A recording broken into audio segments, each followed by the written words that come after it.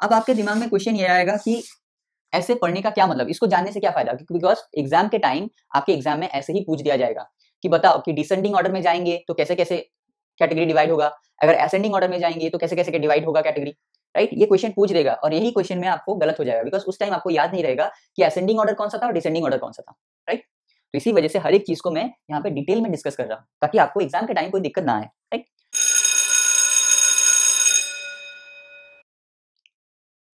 Hello students, welcome back again.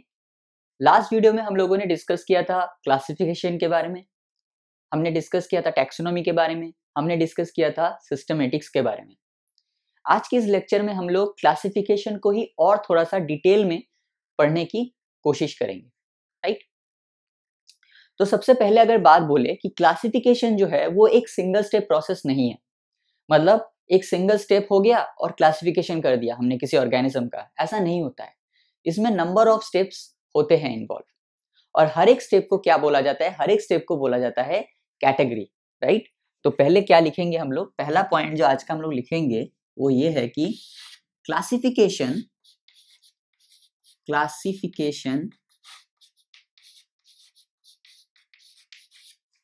is not a single step process, is not a what, single step process. It involves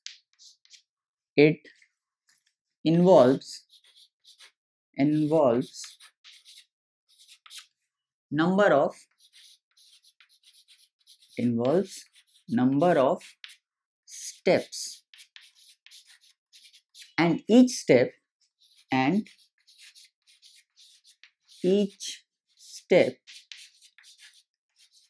represent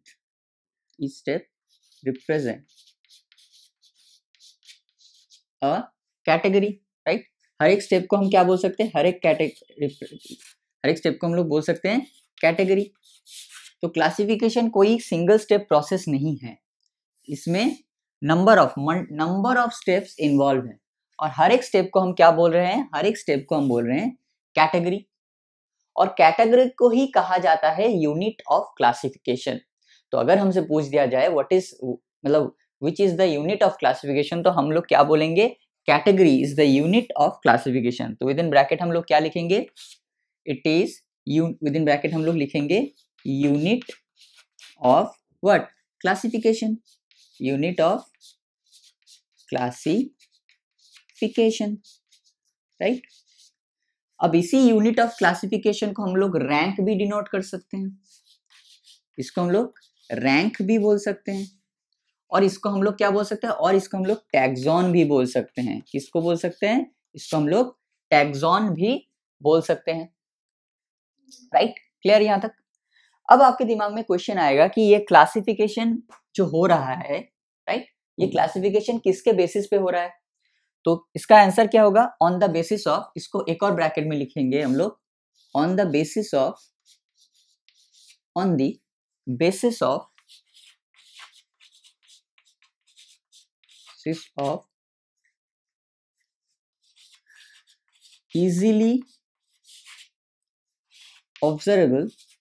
easily observable common characters,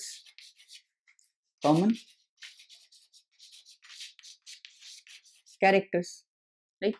अब इसका example क्या हो जाएगा, इसका example होगा, for exam मैं आपको बोल दूं कि इंसेक्ट, मैंने आपको बोल दिया क्या, इंसेक्ट। तो जैसे ही आप इंसेक्ट वर्ड दिमाग में चलाएंगे तो सबसे पहला जो कैरेक्टर आपके दिमाग में आएगा वो क्या आएगा, 3 पेयर्स ऑफ जॉइंटेड लेग्स। क्या आएगा, 3 pairs of what, 3 pairs of jointed legs. ये पहला कॉमन फीचर है जो आपके दिमाग में आएगा, और इसके बेसिस पे आपने एक कैटेगरी चूज कर ली, दैट इज इंसेक्ट। अब इसी इंसेक्ट को मैं एक यूनिट ऑफ क्लासिफिकेशन भी बोल सकता हूँ, एक कैटेगरी भी बोल सकता हूँ, एक रैंक भी बोल सकता हूँ, एक टैक्सॉन भी बोल सकता हूँ, right.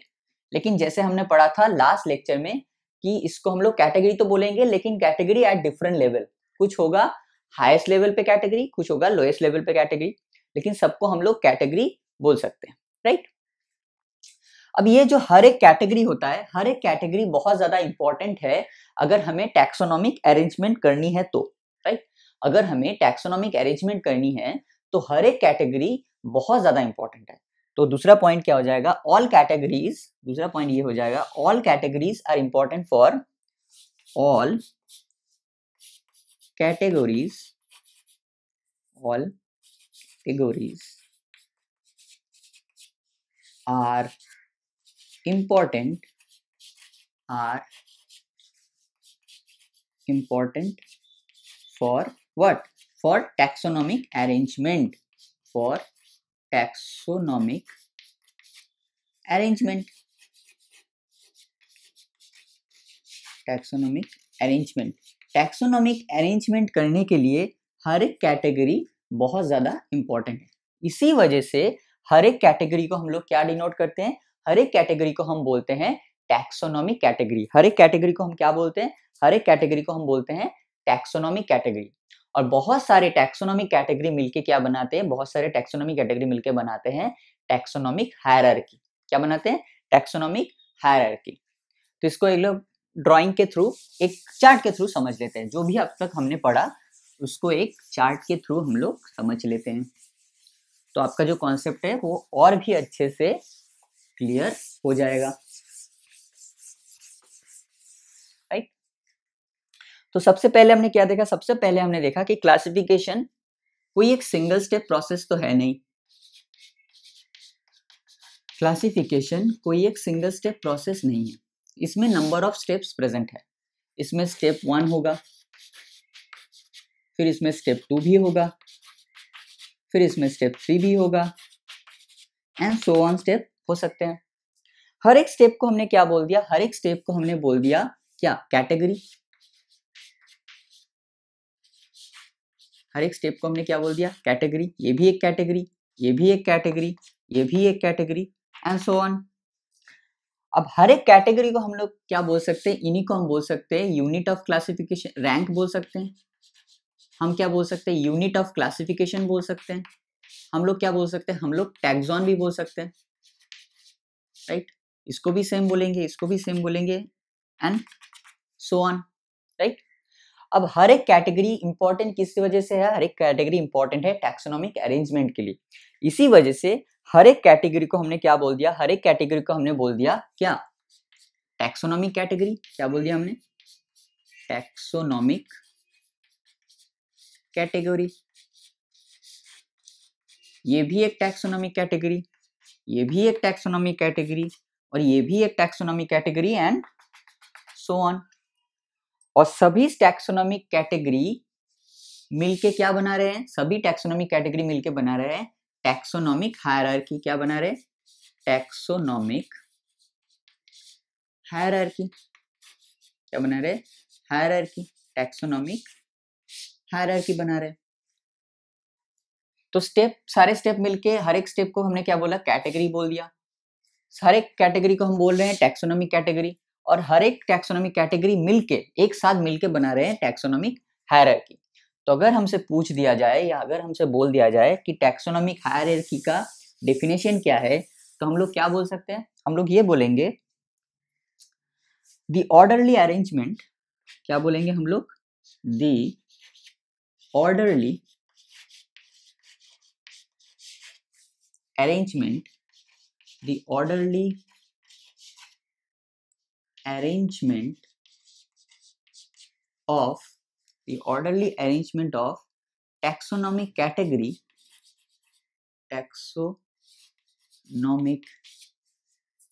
categories, the orderly arrangement of taxonomic categories is known as, is known, the orderly arrangement of taxonomic categories is known as what, taxonomic hierarchy, taxonomic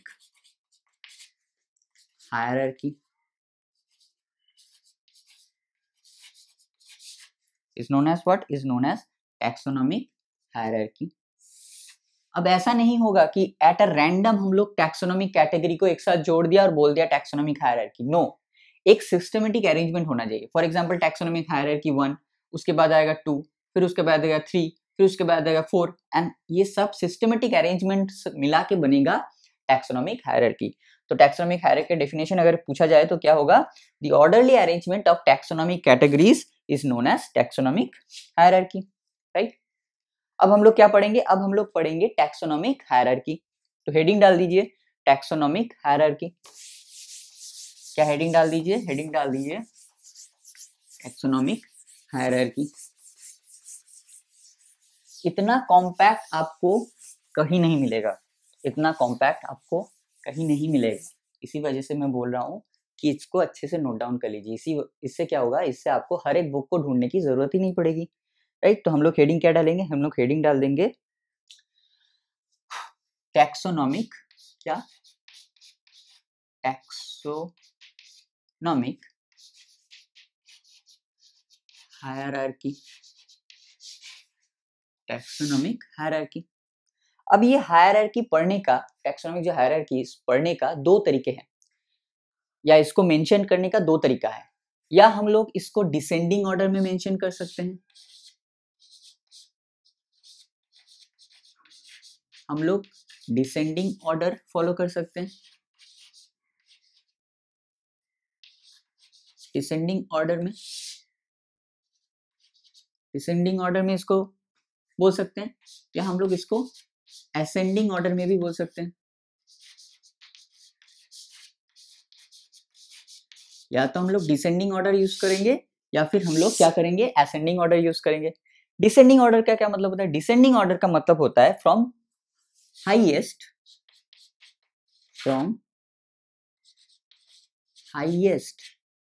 to lowest, from highest to lowest. और ascending order का क्या मतलब होता है? Ascending order का मतलब होता है from lowest to highest, right. Descending order का मतलब होता है from highest to lowest, and ascending order का मतलब होता है फ्रॉम लोएस्ट टू हाईएस्ट। अगर हम हाईएस्ट ऑर्डर की हायरार्की की बात करें तो हाईएस्ट कैटेगरी क्या है? हाईएस्ट कैटेगरी ऑब्वियसली है किंगडम, राइट। क्या होगा? किंगडम। उसके बाद क्या हो जाएगा? उसके बाद होगा फाइलम और डिवीजन, फाइलम और डिवीजन। उसके बाद क्या होगा? उसके बाद होगा क्लास।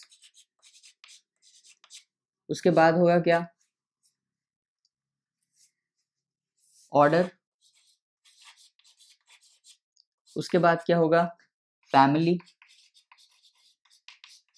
उसके बाद क्या आएगा? उसके बाद आएगा जीनस, एंड उसके बाद क्या आएगा? उसके बाद आएगा स्पीसीज, राइट। तो यहाँ पे नंबर 1 क्या होगा? किंगडम। उसके बाद आएगा फाइलम डिवीजन, उसके बाद आएगा क्लास, उसके बाद आएगा ऑर्डर, उसके बाद आएगा फैमिली, उसके बाद आएगा जीनस, एंड फाइनली क्या आ जाएगा? फाइनली आ जाएगा स्पीसीज। यह है डिसेंडिंग ऑर्डर पढ़ने का तरीका, फ्रॉम हाईएस्ट लोएस्ट। अगर हम इसको असेंडिंग ऑर्डर में पढ़ेंगे, मतलब लोएस्ट से आप हाईएस्ट में जाएंगे, तो सबसे पहला कौन आएगा? सबसे पहला आएगा स्पीसीज,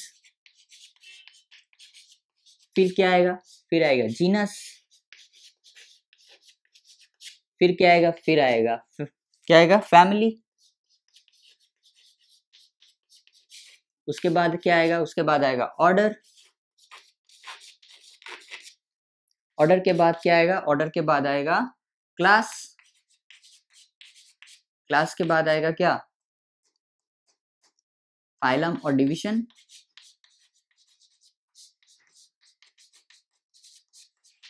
एंड फाइनली क्या आ जाएगा? फाइनली आ जाएगा आपका किंगडम। तो यहाँ पे नंबर 1 कौन होगा? स्पीसीज, फिर नंबर 2 होगा जीनस, फिर नंबर 3 होगा फैमिली, फिर होगा ऑर्डर, फिर होगा क्लास, फिर होगा आपका फाइलम डिवीजन, उसके बाद आ जाएगा आपका kingdom. So this is the order, right. और इनको एक साथ क्या बोला जाता है? इन सातों को एक साथ क्या बोला जाता है? इन सातों को एक साथ बोला जाता है, इन 7 जो कैरेक्टर्स हमने पढ़ा, चाहे हम असेंडिंग ऑर्डर में पढ़े, चाहे हम डिसेंडिंग ऑर्डर में पढ़े, फर्क नहीं पड़ता। कैटेगरी कितने हैं? 7, 1 2 3 4 5 6 7, सिंपल। और इन सातों को एक साथ बोला जाता है 7 ऑब्लिगेट कैटेगरीज। क्या बोला जाता है? 7 ऑब्लिगेट कैटेगरीज। क्या बोला जाता है? 7 ऑब्लिगेट कैटेगरीज, राइट। अब एक इंटरेस्टिंग फैक्ट है जिसको हम लोग डिस्कस करने वाले हैं, राइट। एक इंटरेस्टिंग फैक्ट है हम लोग जिसे डिस्कस करने वाले हैं। वो इंटरेस्टिंग फैक्ट क्या है? वो इंटरेस्टिंग फैक्ट है कि अगर हम लोग असेंडिंग ऑर्डर में जाएंगे तो हमें कुछ और रिजल्ट मिलेगा, और अगर हम लोग डिसेंडिंग ऑर्डर में जाएंगे तो हमें कुछ और रिजल्ट मिलेगा। फॉर एग्जाम्पल, अगर मान लेते हैं हम लोग असेंडिंग ऑर्डर में पढ़ रहे हैं, किसमें पढ़ रहे हैं? असेंडिंग ऑर्डर में। अगर हम लोग असेंडिंग ऑर्डर से पढ़ेंगे, इसका मतलब क्या होगा? हम लोग कहां से कहां? हम लोग स्पीसीज से लेके किंगडम तक जा रहे हैं। हम लोग कहां जा रहे हैं? हम लोग स्पीसीज से लेके जा रहे हैं किंगडम तक। तो अगर हम लोग ऐसे पढ़ेंगे तो क्या होगा? The number of common characters, क्या होगा इसमें? The number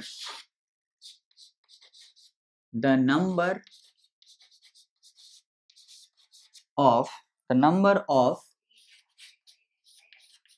common characters, the number of common characters क्या होगा? The number of common characters decreases. इसका मतलब जैसे जैसे हम स्पीसीज से लेके फैमिली में जाएंगे, फिर स्पीसीज से लेके जीनस में, जीनस से फैमिली में, फैमिली से क्लास, ऑर्डर में, ऑर्डर से क्लास में, सो ऐसे ऐसे जैसे जैसे करते करते जाएंगे हम लोग, क्या होगा? The number of common characters जो है वो डिक्रीज करता रहेगा, राइट। तो सबसे ज्यादा highest number of common characters कहाँ दिखेगा? स्पीसीज में। और सबसे ज्यादा lowest number of common characters कहाँ दिखेगा? किंगडम में, right. At the same time अगर हम बात करें डिसेंडिंग ऑर्डर की,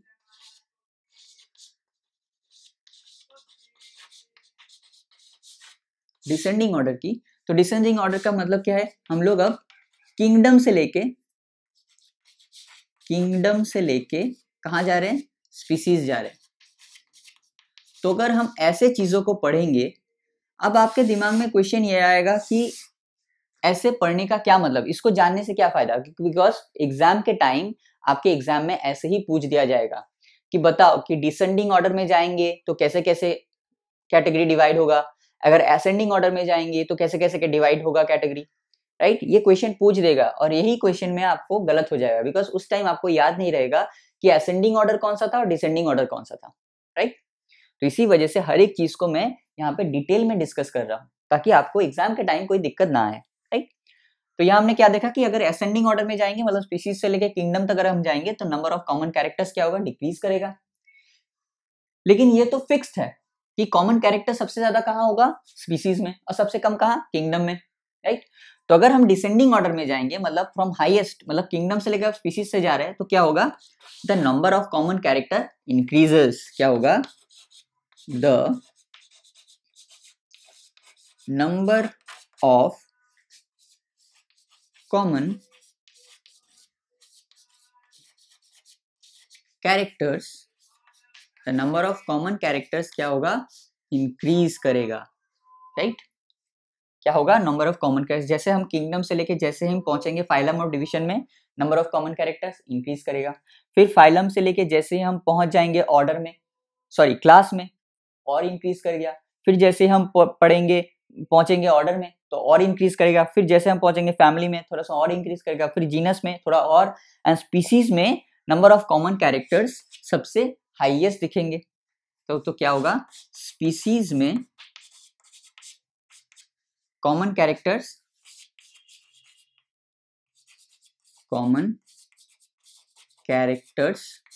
क्या होगा? सबसे हाईएस्ट होगा, हाईएस्ट। और अगर हम बात करें किंगडम की, तो किंगडम में क्या होगा? किंगडम में कॉमन कैरेक्टर्स जो है वो सबसे लोएस्ट होगा। क्या होगा? सबसे ज्यादा लोएस्ट।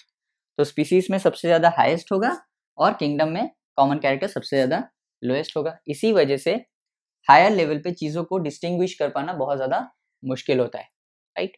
तो ये था ascending order and this is the descending order. Exam में टाइम ये क्वेश्चन पूछेगा आपसे कि असेंडिंग ऑर्डर में होगा तो क्या होगा, डिसेंडिंग ऑर्डर में क्या होगा, तब आपके दिमाग कंफ्यूज हो जाएगा। इसी वजह से मैंने अभी इस चीज को लिखा दिया, आप अच्छे से पढ़ लीजिए तो क्या होगा, एग्जाम के टाइम कोई दिक्कत नहीं होगी, राइट। अब हम लोग टैक्सोनॉमिक हायरार्की का जो पहला कैटेगरी है उसको पढ़ेंगे। दैट इज पहला कैटेगरी क्या होगा, हम लोग क्या करेंगे, हम लोग असेंडिंग ऑर्डर में जाएंगे। असेंडिंग ऑर्डर में जाएंगे मतलब, असेंडिंग मतलब हम लोग स्पीसीज से स्टार्ट करेंगे और कहाँ पहुंचेंगे, हम लोग किंगडम में पहुंचेंगे। क्लियर है। तो सबसे पहला कैटेगरी क्या हो जाएगा, अगर हम असेंडिंग ऑर्डर में जा रहे हैं तो सबसे पहला कैटेगरी हो जाएगा क्या, स्पीसीज। क्या हो जाएगा, स्पीसीज। तो अगर हम स्पीसीज की बात करें तो स्पीसीज क्या है, तो स्पीसीज का डेफिनेशन होगा, it is a group of individual organism. क्या होगा, it is a group of what, individual organism, it is a group of individual organisms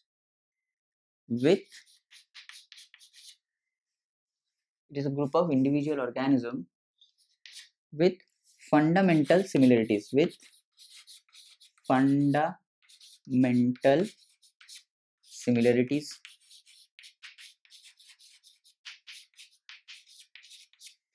मतलब क्या है, कुछ फंडामेंटली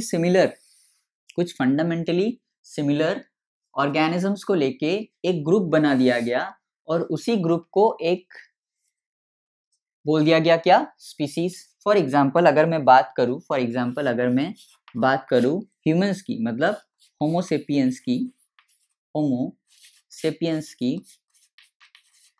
राइट, होमोसेपियंस की, तो सेपियंस क्या है, सेपियंस एक स्पीसीज है, राइट। तो हम जितने भी ह्यूमंस इस दुनिया में प्रेजेंट है वो एक दूसरे के साथ फंडामेंटली सिमिलरिटी शो करते हैं, राइट। हम लोग फंडामेंटली सिमिलर है, तो ऐसे फंडामेंटली सिमिलर ह्यूमंस को क्या किया गया, एक ग्रुप के अंदर रख दिया गया और उस ग्रुप को एक डिनोट कर दिया गया किससे, स्पीसीज से, राइट। और वो स्पीसीज क्या है, सेपियंस। तो हम लोग किस नाम से जाने जाते हैं, हम लोग, हमारा स्पीसीज क्या है, हमारा स्पीसीज है सेपियंस, राइट। स्पीसीज में और ज्यादा कुछ था नहीं, राइट, स्पीसीज में बस इतना ही था। अब हम लोग कैटेगरी 2 पढ़ेंगे। कैटेगरी 2 क्या है, कैटेगरी 2 है genus.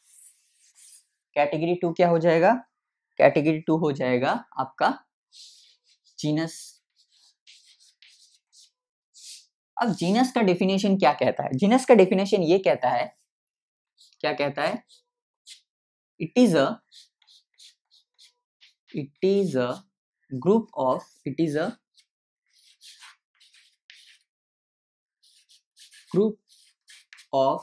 related species. It's a group of what, related species which has more characters,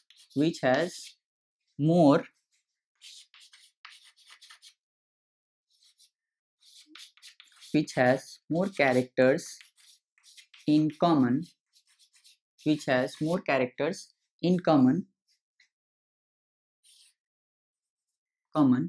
in comparison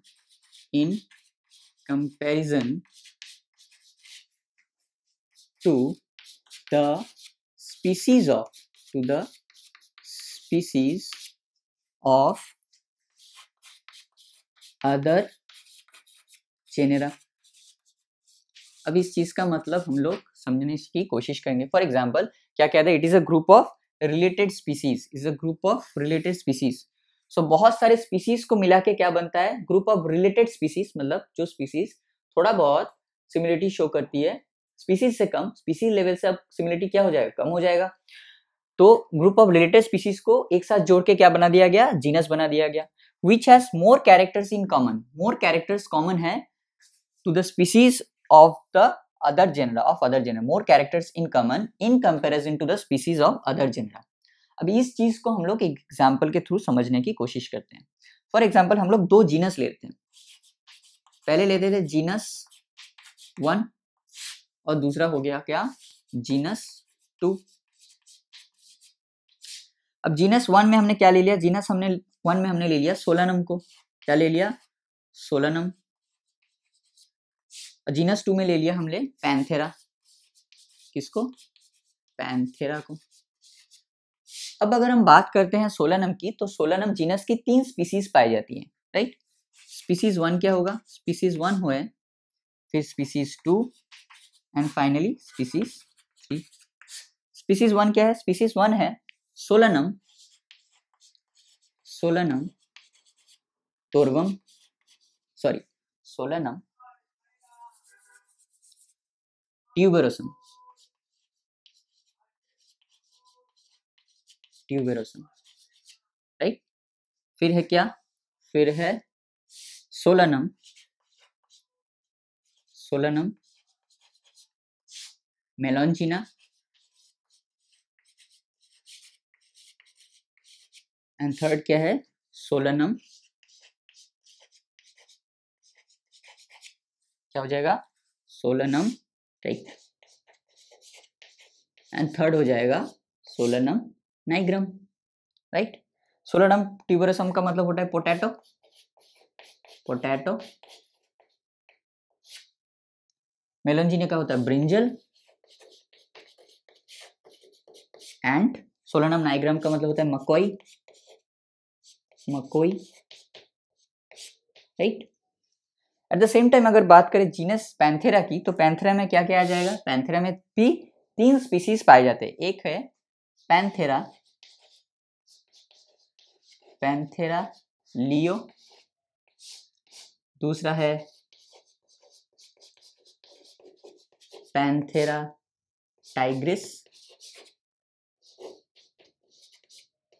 और थर्ड है पैंथेरा क्या, Panthera pardus, Panthera pardus. Panthera leo का मतलब होता है लायन, पैंथेरा टाइग्रिस का मतलब होता है टाइगर एंड पैंथेरा पार्डस का मतलब होता है लेपर्ड, राइट। क्या होता है, लेपर्ड। तो यहां तक क्लियर हो गया, सोलानम का 3 स्पीसीज, पैंथेरा का 3 स्पीसीज। अब मुझे एक चीज बताओ कि अगर मैं बात करूं पोटैटो की, अगर मैं बात करूं पोटैटो की, तो पोटैटो किससे ज्यादा सिमिलर होगा, एक टाइगर के साथ सिमिलर ज्यादा होगा या एक ब्रिंजल के साथ सिमिलर ज्यादा होगा। ऑब्वियस सी बात है, एक ब्रिंजल के साथ पोटैटो ज्यादा सिमिलर होगा, ना कि एक टाइगर के साथ, right. At the same time अगर मैं बात करूं लायन की, तो लायन जो है वो किसके साथ सिमिलर होगा, एक टाइगर के साथ ज्यादा सिमिलर होगा या फिर एक मकोई के साथ ज्यादा सिमिलर होगा। ऑब्वियसली एक टाइगर के साथ ज्यादा सिमिलर होगा, ना कि एक मकोई के साथ। तो इसी चीज को यहाँ पे बोला गया है कि ये जो पोटैटो है या जो ब्रिंजल है या मकोई है, ये तीनों सेम स्पीसीज, सेम जीनस से बिलोंग करते हैं। तो पोटैटो ज्यादा सिमिलरिटी शो करेगा ब्रिंजल के साथ और मकोई के साथ, ना कि दूसरे स्पीसीज वाले लायन या टाइगर के साथ। एट द सेम टाइम अगर हम बात करें लायन, टाइगर और लेपर्ड की, तो ये तीनों जीनस बिलोंग करते हैं पैंथेरा की, सेम जीनस के अंदर आते हैं। इसी वजह से ये लोग टाइगर, लायन ज्यादा सिमिलरिटी शो करेगा टाइगर के साथ, ना कि पोटैटो के साथ। तो इसी चीज को यहाँ पे मेंशन किया गया है, राइट। कि क्या बोला गया है कि पोटैटो सेम स्पीसीज के होने के कारण पोटैटो, ब्रिंजल और मकोई ज्यादा सिमिलरिटी शो करेंगे as compare to the lion, tiger and leopard. इसी चीज को यहाँ पे बोला गया है। Characters in common in comparison to the species of other genera, ये लोग ज्यादा सिमिलरिटी शो करेंगे आपस में एज कंपेयर टू ये सारे, राइट। क्लियर हो गया यहां तक, राइट। अब जीनस 2 टाइप के होते हैं, बेसिकली जीनस 2 टाइप के होते हैं।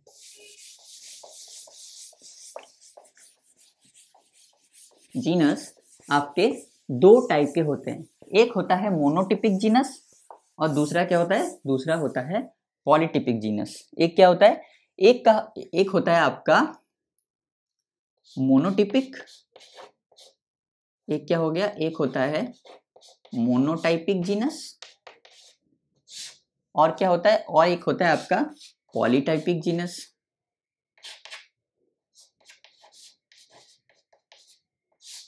अब मोनोटिपिक जीनस का क्या मतलब है? मोनोटिपिक जीनस का मतलब होता है ऐसे बहुत सारे जीनस होते हैं जिसमें सिर्फ एक ही स्पीसीज पाए जाते हैं। तो क्या होगा, genus with genus genus with only one species, सिर्फ एक ही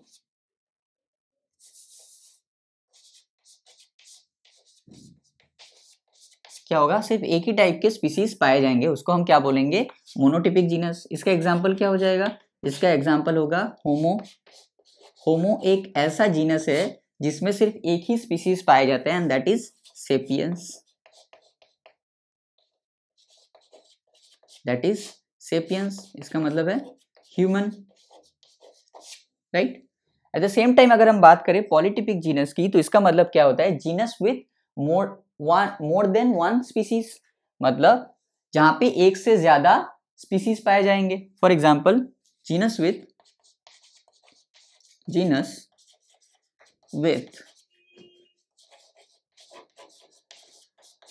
मोर देन वन स्पीसीज, इसको हम क्या बोलेंगे, इसको हम बोलेंगे पॉलीटिपिक जीनस। इसका एग्जाम्पल क्या हो जाएगा, इसका एग्जाम्पल क्या हो जाएगा, इस एग्जाम्पल की तो मान लेते हैं कैनिस। कैनिस एक ऐसा जीनस है जिसमें 3 टाइप के स्पीसीज देखे जाते हैं। एक है कैनिस फैमिलियरिस, जिसका मतलब क्या है, जिसका मतलब होता है डॉग। फिर क्या आता है, फिर आता है आपका कैनिस ल्यूपस, जिसका क्या मतलब है, जिसका मतलब होता है उल्फ। और एक होता है कैनिस क्या, आउरियस, AUREUS, कैनिस आउरियस, जिसका मतलब होता है जैकल।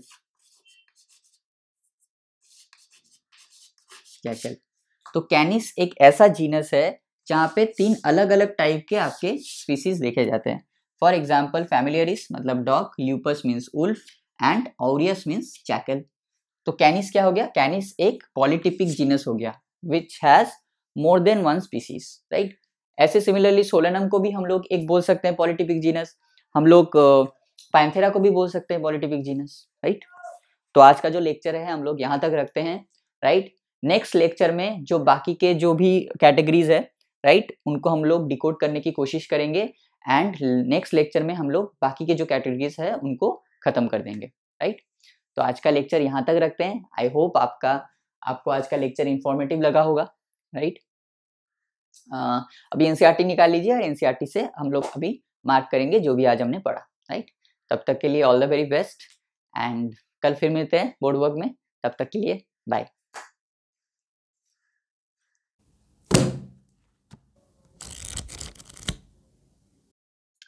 चलिए एनसीईआरटी से मार्क करना स्टार्ट करते हैं। आई होप आप सबने अपना एनसीईआरटी निकाल लिया होगा। चलिए मार्क करते हैं। तो आज हमने सबसे पहले क्या पढ़ा कि classification is not a single step process but involves hierarchy of steps. मतलब क्लासिफिकेशन कोई सिंगल स्टेप प्रोसेस नहीं है, इसमें बहुत सारे स्टेप्स इन्वॉल्व हैं and each step represents a rank और कैटेगरी। तो हर एक स्टेप को हमने क्या नाम दिया, कैटेगरी का नाम दिया। और ये सारे कैटेगरी जो है वो टैक्सोनॉमिक अरेंजमेंट के लिए बहुत ज्यादा इंपॉर्टेंट है, फॉर टैक्सोनॉमिक अरेंजमेंट। इसी वजह से हर एक कैटेगरी को हमने क्या नाम दिया, टैक्सोनॉमिक कैटेगरी, राइट। और बहुत सारे टैक्सोनॉमिक कैटेगरी मिलके क्या बना दिया, टैक्सोनॉमिक हायरार्की।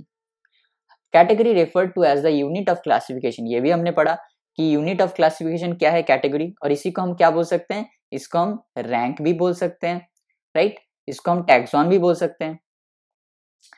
अब ये कैटेगरीज जो हो रहा है, क्लासिफिकेशन जो हो रहा है, ऑन द बेसिस ऑफ क्या, on the basis of some common characters, easily observable common characters. जैसे ही हम बोलते हैं कि इंसेक्ट, हमारे दिमाग में क्या आता है, 3 पेयर्स ऑफ जॉइंटेड लेग्स। तो इंसेक्ट क्या हो गया, इंसेक्ट एक कैटेगरी हो गई, इसको हम रैंक भी बोल सकते हैं, इसको हम एक टैक्सॉन भी बोल सकते हैं, राइट। यहाँ तक हमने पढ़ा। फिर हमने टैक्सोनॉमिक हायरार्की को स्टडी किया, राइट। और फिर आए सबसे पहला टैक्सोनॉमिक हायरार्की कौन था, स्पीसीज। स्पीसीज क्या है, अ group of individual organisms with fundamental similarities. मतलब फंडामेंटली सिमिलर कुछ ऑर्गेनिज्म को एक ग्रुप में रख के क्या बना दिया जाता है, एक स्पीसीज को डिनोट कर दिया जाता है। फॉर एग्जाम्पल अगर मैं बात करूँ होमोसेपियंस की, ह्यूमंस की, तो ह्यूमंस क्या है, फंडामेंटली सिमिलर है एक दूसरे के साथ।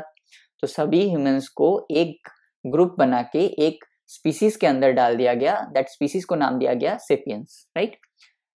One can easily distinguish one species from other with closely related species based on the distinct morphological differences. या ये तो सही है कि एक स्पीसीज में कुछ अलग मॉर्फोलॉजिकल कैरेक्टर्स होंगे, दूसरे स्पीसीज में कुछ अलग मॉर्फोलॉजिकल कैरेक्टर्स होंगे, तो कोई भी इंसान बहुत जल्दी ही एक स्पीसीज को दूसरे स्पीसीज के इजिली डिस्टिंग्विश कर सकता है। फॉर एग्जाम्पल अगर मैं बात करूँ होमोसेपियंस की, तो क्या है, ह्यूमन है।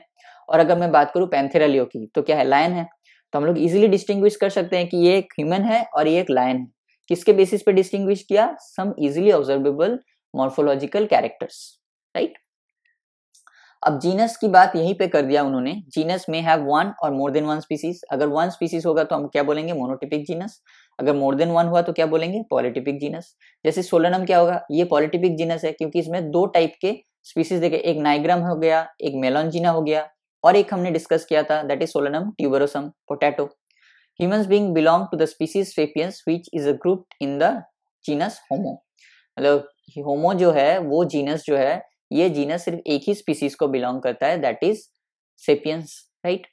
अब हमने डिस्कस, उसके बाद हमने डिस्कस किया जीनस को। जीनस में क्या देखा, a group of related species which has more characters in common in comparison to species of other genre.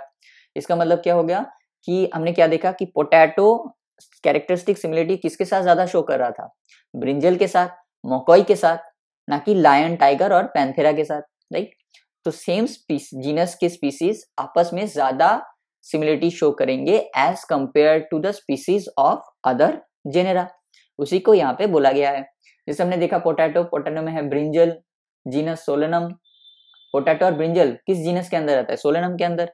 Same time अगर हम जीनस पैंथेरा की बात करें, उसमें क्या आता है, उसमें आ गया Panthera leo, Panthera pardus and Panthera Tigris. तो लेपर्ड हो गया। तो यही चीजों को हमने डिस्कस किया था। हमने और ज्यादा डिटेल में डिस्कस किया था अपने बोर्ड वर्क में, उतना डिटेल में यहाँ पे नहीं दिया गया है, लेकिन फिर भी एनसीईआरटी से मार्क करना इसलिए जरूरी है क्योंकि एग्जाम से पहले आपके एनसीईआरटी ही काम में आने वाली है, एंड एनसीईआरटी को ही उसी दिन सब कुछ माना जाता है जिस दिन नीट का एग्जाम होगा, राइट। इसी वजह से मैं कहता हूँ कि बोर्ड वर्क और एनसीईआरटी दोनों को हम लोग एक साथ लेके चलेंगे। सिर्फ बोर्ड वर्क करेंगे तो एनसीईआरटी को छोड़ देंगे, ऐसा नहीं चलेगा। सिर्फ एनसीईआरटी पढ़ेंगे और बोर्ड वर्क को छोड़ देंगे, ऐसा भी नहीं चलेगा, राइट। बोर्ड वर्क और एनसीईआरटी दोनों को साथ में लेके चलेंगे तो ही एक बैलेंस बन पाएगा और हमारा जो प्रिपरेशन है वो भी उतना ज्यादा अच्छा होता रहेगा, राइट। तो आई होप आपको आज की चीजें समझ में आ गई होगी। I hope you like this video. आज के लिए यहाँ तक रखते हैं, कल फिर से मिलते हैं। तब तक के लिए अच्छे से पढ़ते रहिए, अपना ख्याल रखिए। Wish you all the very best. Bye.